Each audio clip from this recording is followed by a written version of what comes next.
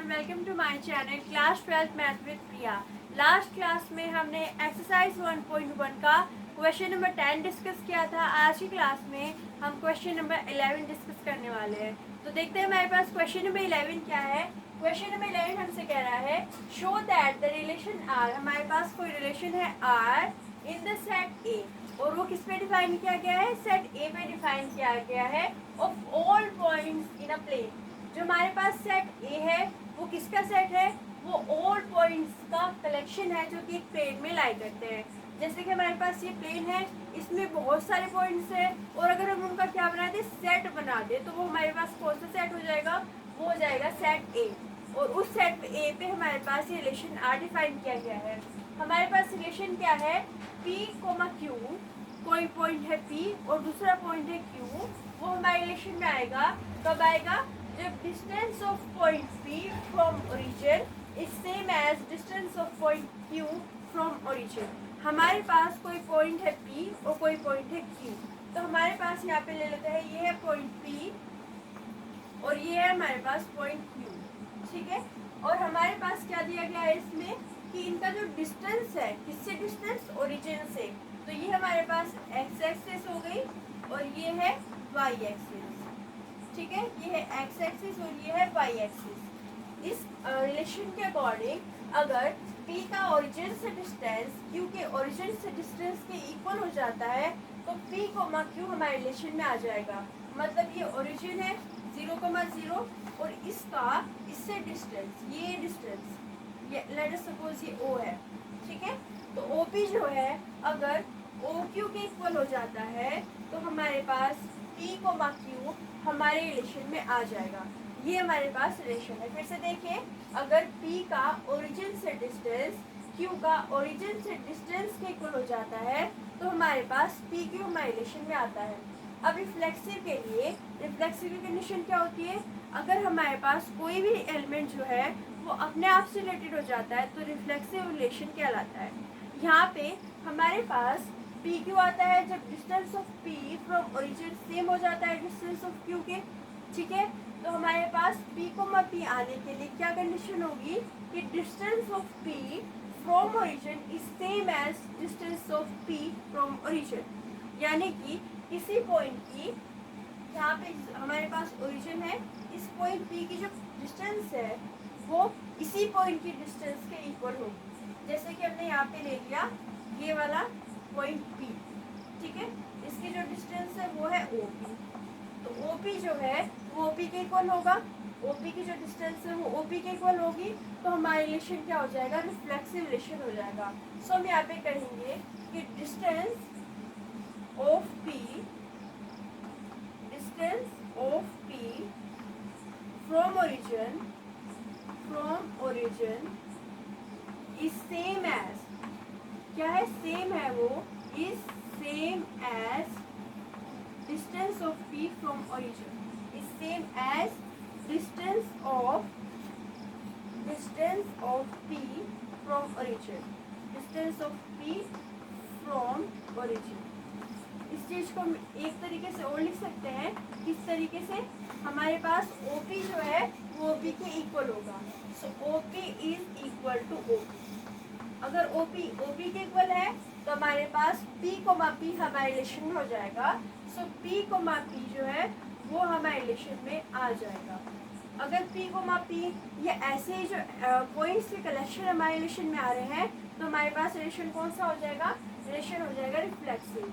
Hence R is reflexive relation, R is reflexive relation. एक बार फिर से देखिए, हमने कहा कि अगर PQ आता है तो P का ओरिजिन से डिस्टेंस और Q का ओरिजिन से डिस्टेंस क्या होता है, सेम होता है। हमने कहा रिफ्लेक्सिव के लिए जो P का O से डिस्टेंस है वो किसके इक्वल होगा, P के O से डिस्टेंस के इक्वल होगा। यानी distance of P from origin is same as distance of P from origin. ये जो चीज़ें हैं वो दोनों इक्वल है, मतलब OP के इक्वल है, तो P कोमा P हमारे रिलेशन में आ जाएगा, इसलिए R क्या हो जाएगा, रिफ्लेक्सिव रिलेशन हो जाएगा। अब हम देखते हैं कि हमारे पास रिलेशन सिमेट्रिक रिलेशन है या नहीं है।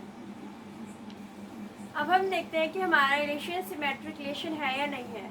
तो सिमेट्री की कंडीशन क्या होती है, अगर ए भी हमारे रिलेशन में है तो उसका उल्टा बी हमारे रिलेशन में होना चाहिए, तो हमारा रिलेशन सिमेट्रिक रिलेशन होता है। अब हमने लेट कर लिया कि हमारे पास पी क्यू हमारे रिलेशन में है, तो अगर क्यू पी को हम अपने रिलेशन में प्रूव कर दें तो हमारा रिलेशन सिमेट्रिक हो जाएगा।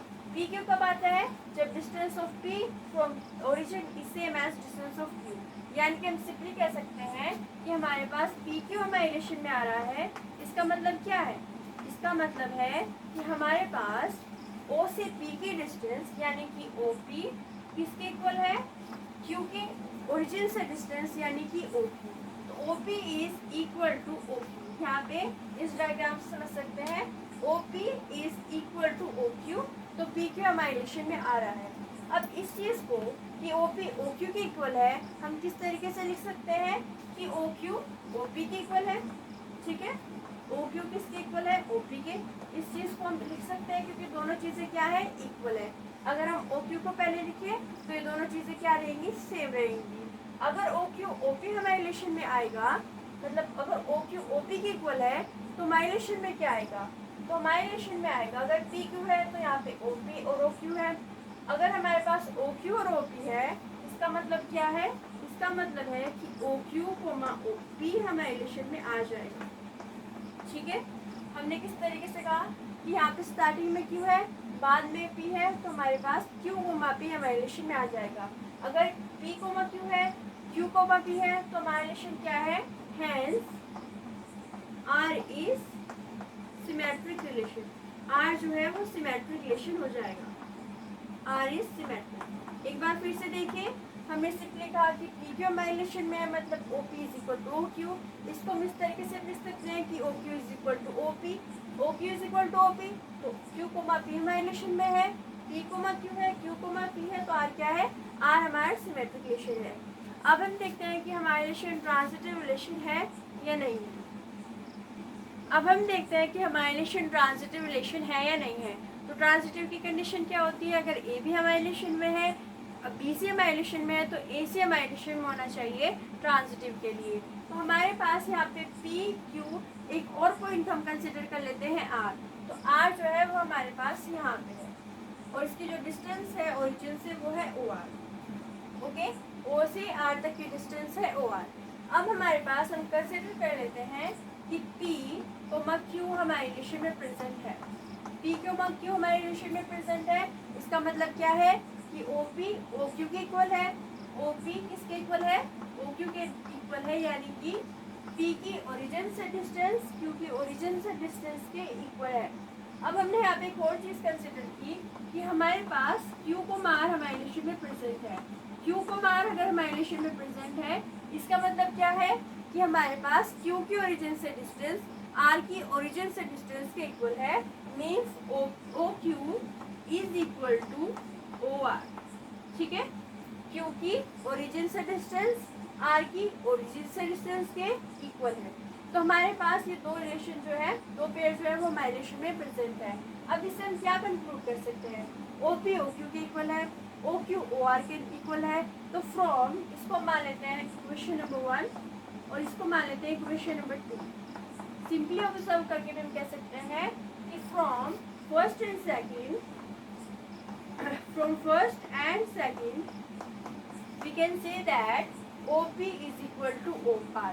ठीक है, सो OP is equal to OR के इक्वल हो जाएगा क्योंकि ये जो टर्म है वो दोनों में सेम आ रहे हैं। OP is equal to OQ, OQ is equal to OR, so OP is equal to OR। अगर OP is equal to OR है तो हमारे पास पेयर कौन सा आएगा? पेयर आ जाएगा P, R। सो P, R जो है वो हमारे रिलेशन में प्रेजेंट होगा। तो अगर हमारे पास PQ है, QR है और हमारे पास PR भी हमारे रिलेशन में है, तो R क्या हो जाएगा? R is transitive relation. R जो है वो ट्रांजिटिव रिलेशन हो जाएगा। तो हमारे पास यहाँ पे OP किसके इक्वल है? OQ के। OQ किसके इक्वल है? OR के। तो हमारे पास जो OP है वो R के इक्वल हो जाएगा, तो R हो जाएगा ट्रांजिटिव रिलेशन। तो हमारे पास रिफ्लेक्सिव, सिमेट्रिक एंड ट्रांजिटिव है, सो R is equivalence relation. So R is equivalence relation. R हमारे पास क्या हो जाएगा? इक्विवेलेंस रिलेशन हो जाएगा। अब इसका आगे क्वेश्चन प्रोसीड किया गया है और आगे देखते हैं कि हमारे पास इस क्वेश्चन में ही क्या पूछा गया है। अब हम देखते हैं कि हमारे इस क्वेश्चन में हमसे आगे क्या पूछा गया है। हमसे आगे पूछा गया है कि further so that set of all points related to P is not equal to 0,0। तो हमारे पास 0,0 यानी कि ओरिजिन से पास ना करने वाले उन पॉइंट्स का कलेक्शन जो है वो है set A. Set represent circle passing through all point of set P whose center is on origin। तो हमसे यहाँ पे कहा गया है कि जो ओरिजिन से पास नहीं करते हैं पॉइंट्स, उनका हमें बताना है कि वो जो है एक सर्कल को रिप्रेजेंट करते हैं जिनका जो सेंटर है वो ओरिजिन है। तो यहाँ पे देखिए हमारे पास हम कार्टेशियन कोऑर्डिनेट बना लेते हैं। ये है एक्स एक्सिस और ये है वाई एक्सिस, ठीक है। अब हमारे पास यहाँ पे कोई पॉइंट है P, ठीक है। यहाँ पे एक पॉइंट है P और ये है ओरिजिन O जिसके कोऑर्डिनेट्स है 0,0, ठीक है। अब हमने यहाँ पे क्या किया, OP डिस्टेंस बनाया, OP डिस्टेंस। फिर हमने क्या किया, कोई और पॉइंट लिया Q और वो Q पॉइंट है यहाँ पे, ठीक है, और उसका डिस्टेंस बनाया OQ, ठीक है। ये हो गया OP और ये हो गया OQ। अब हमारे रिलेशन में कहा क्या गया था कि हमारे रिलेशन में पॉइंट्स आएंगे, कब आएंगे, जब उनका ओरिजिन से डिस्टेंस क्या हो जाए, सेम हो जाए। तो इन दोनों का ओरिजिन से जो डिस्टेंस है वो सेम है, मतलब हमारे रिलेशन में आ रहे हैं। अब इस तरीके के मैंने बहुत सारे पॉइंट्स बनाए। यहाँ पे 4 पॉइंट बनाया R जिसका ओरिजिन से डिस्टेंस है OR। इस तरीके से मैं बहुत सारे पॉइंट्स जो है वो लेती गई और यहाँ पे उनको ड्रॉ कर दी गई। तो यहाँ पे मैंने उनको इस तरीके से ड्रॉ कर लिया। ये उन पॉइंट्स का सेट है जो कि यहाँ पे ओरिजिन में लाई नहीं कर रहे हैं, यानी कि इसके बाहर लाई कर रहे हैं, और इनका जो ओरिजिन से डिस्टेंस है वो सेम है। अगर इस पॉइंट का मैं देखूँ तो इसका ओरिजिन से डिस्टेंस इसके डिस्टेंस के इक्वल है, इसका इस पॉइंट का इससे डिस्टेंस इक्वल है। तो अगर आप इसको ध्यान से देखें तो ये जो फिगर बन रहा है ये क्या बन रहा है, ये एक सर्कल बन रहा है। सर्कल की डेफिनेशन में जो रेडियस होती है वो सेम होती है और यहाँ पे जो सेंटर होता है ये है हमारे पास O, ठीक है। तो हम यहाँ पे क्या लिखेंगे, because P is on the circumference of circle. जितने भी पॉइंट्स हैं वो सर्कमफेरेंस ऑफ सर्कल को रिप्रेजेंट कर रहे हैं। And O is origin, O जो है हमारा क्या है, ओरिजिन है। From figure set of all points related to P which is not equal to 0,0। तो हमारे पास ये जितने भी पॉइंट्स हैं वो हमारी इस सर्कमफेरेंस में लाई कर रहे हैं, ओरिजिन पे लाई नहीं कर रहे हैं। ये क्या रिप्रेजेंट कर रहे हैं, represent circle passing through all points. इस सर्कल का ये जो सर्कल है वो हर एक पॉइंट से पास कर रहा है of set P whose center is on origin, जिसका सेंटर जो है वो ओरिजिन पे है। एक बार फिर से देखिए, हमने यहाँ पे कहा कि हमारे पास और पॉइंट का कलेक्शन है जिसकी डिस्टेंस हमारे इस ओरिजिन से क्या है, सेम है। और ये क्या रिप्रेजेंट करता है, ये रिप्रेजेंट करता है एक सर्कल को। सो हमारे पास ये हो गया हैंस प्रूफ, हैंस प्रूफ। तो ये था हमारे पास 11th क्वेश्चन। नेक्स्ट क्लास में हम डिस्कस करेंगे question number 12। Thank you so much for watching. हमारे चैनल को लाइक कीजिए, शेयर कीजिए एंड सब्सक्राइब कीजिए।